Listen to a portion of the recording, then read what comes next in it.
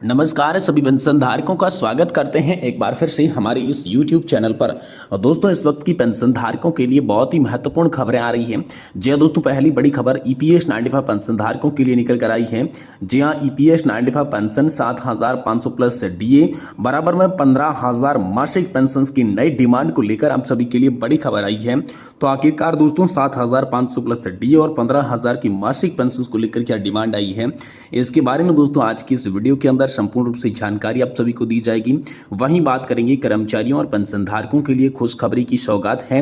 Arrear pension और OROP 3 को लेकर बड़ा ऐलान जारी कर दिया जा चुका है। तो आखिरकार एरियर पेंशन और OROP 3 को लेकर क्या बड़ा ऐलान कर्मचारियों और पेंशन धारकों के लिए जारी किया गया है, इसके बारे में भी दोस्तों आज की इस वीडियो के अंदर संपूर्ण रूप से जानकारी आप सभी को दी जाएगी। वहीं बात करेंगे केंद्रीय कर्मचारी और पेंशन भोगियों के लिए मिल सकता है बड़ा तोहफा। 18 महीने के DA एरियर के साथ आप सभी को फ्रीज पर सरकार ने यहाँ पर जो है 18 महीने जो DA एरियर रोका गया था उस पर सरकार ने बड़ा फैसला लिया है। तो आखिरकार फ्रीज किए गए DA एरियर को लेकर सरकार का क्या फैसला आया है, और वहीं बात करेंगे DA और DR को लेकर बड़ी खबर है।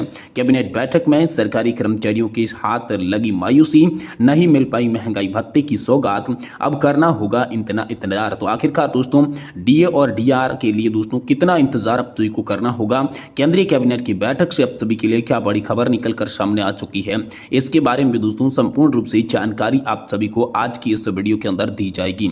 इसलिए आप सभी पेंशन धारकों से निवेदन करते हैं कि दोस्तों आज की इस वीडियो को आप लास्ट तक देखिएगा, और साथ ही अगर हमारे चैनल पर नए हैं तो चैनल को भी सब्सक्राइब जरूर कर लीजिएगा। तो चलिए बिना किसी देरी के पेंशन धारकों से जुड़ी तमाम बड़ी खबरों की जानकारी को इस वीडियो के अंदर संपूर्ण रूप से जान लेते हैं।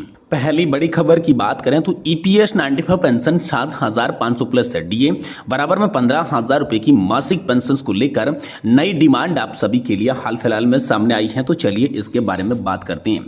देखिए, कर्मचारी भविष्य निधि संगठन यानी कि EPFO प्रधानमंत्री नरेंद्र मोदी और श्रम मंत्री के साथ वित्त मंत्री पेंशन मंत्रालय तक चक्कर लगाने के बाद न्यूनतम पेंशन नहीं बढ़ सकी।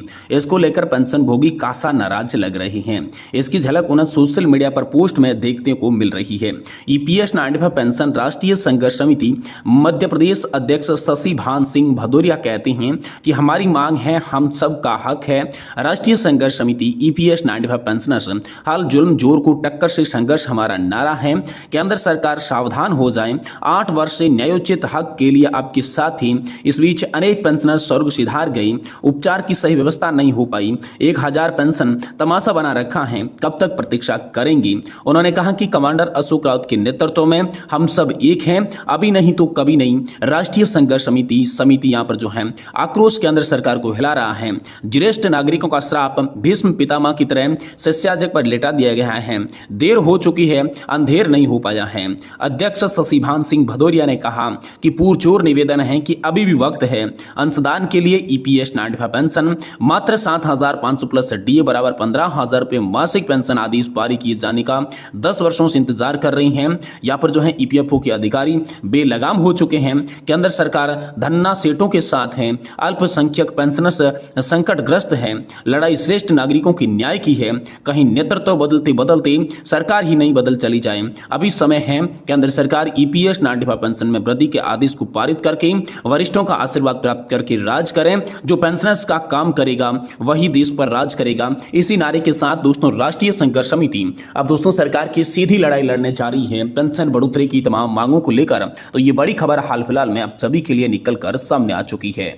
वहीं दोस्तों अगली बड़ी खबर की बात करें, कर्मचारियों और पेंशन धारकों के लिए खुशखबरी की सौगात नजर आ रही है। एरियर पेंशन और OROP 3 को लेकर बड़ा तोहफा हम सभी के लिए जारी कर दिया जा चुका है।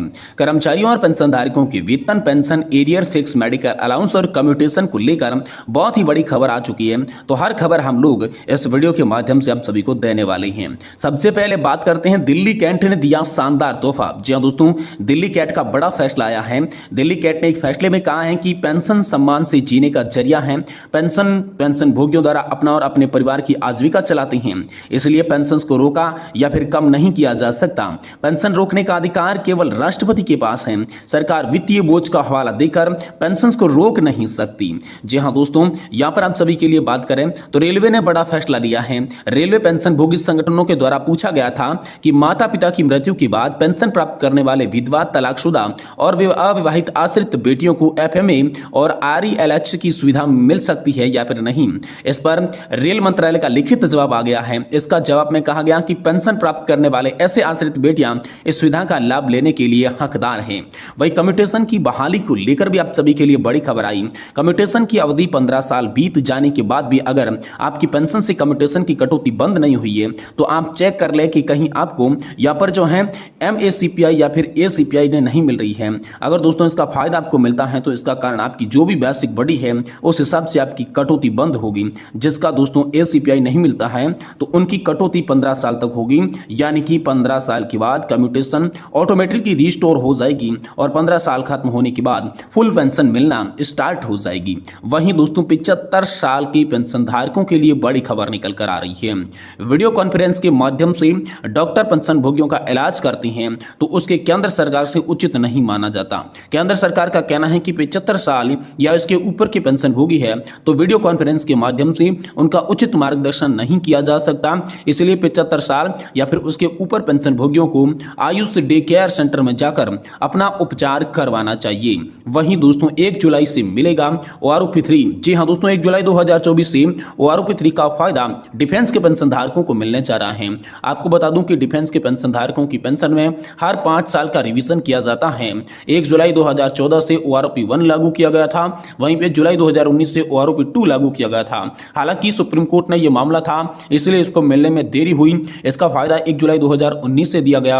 अब तीसरा रिवीजन जुलाई 2024 से किया जाएगा। कितनी बढ़कर सैलरी मिलेगी ये भी दोस्तों आप जो है अलग अलग OROP3 की जो पेंशन टेबल जारी हो रही है उस पेंशन की टेबल पर जाकर देख सकती हैं। वहीं दोस्तों जो केंद्रीय कर्मचारी है और जो पेंशन भोगी हैं उनको बड़ा तोहफा मिला है कि 18 महीने की DA एरियर जो फ्रीज किया गया था उस पर सरकार ने हाल फिलहाल में आप सभी के लिए बड़ा फैसला लिया है। इस निर्णय का उद्देश्य देश की वित्तीय स्थिरता को बनाए रखना था। तो चलिए जानते हैं कि केंद्र सरकार ने 18 महीने के DA एरियर पर क्या फैसला लिया है, केंद्रीय कर्मचारियों और पेंशन भोगियों को क्या तोहफा मिलने जा रहा है। आइए विस्तार से इसके बारे में बात करते हैं। देखिए DA एरियर पर सरकार का निर्णय क्या है। तो सरकार ने इस अवधि के दौरान महंगाई भत्ते में वृद्धि की जो जमी हुई रखा, जबकि वास्तविक दरों में निरंतर वृद्धि हो रही थी। इससे कर्मचारी और पेंशनधारकों के बीच महत्वपूर्ण आर्थिक तनाव उत्पन्न हो गया, क्योंकि उन्हें केवल 17% की दर से DA और DR प्राप्त हो रहा था, जबकि वास्तविक दरें 28% तक पहुंच गई थी। तो दोस्तों यहां पर आगामी बैठक में जिसे जल्द ही जल्द आयोजित किया जाएगा 34 करोड़ रुपए की बकाया DA एरियर पर निर्णय लिया जा सकता है। इस बैठक की प्रतीक्षा कर्मचारियों और पेंशनधारकों के लिए निर्णायक हो सकती है, जिसमें उनकी आर्थिक स्थिति और भविष्य पर महत्वपूर्ण प्रभाव पड़ेगा।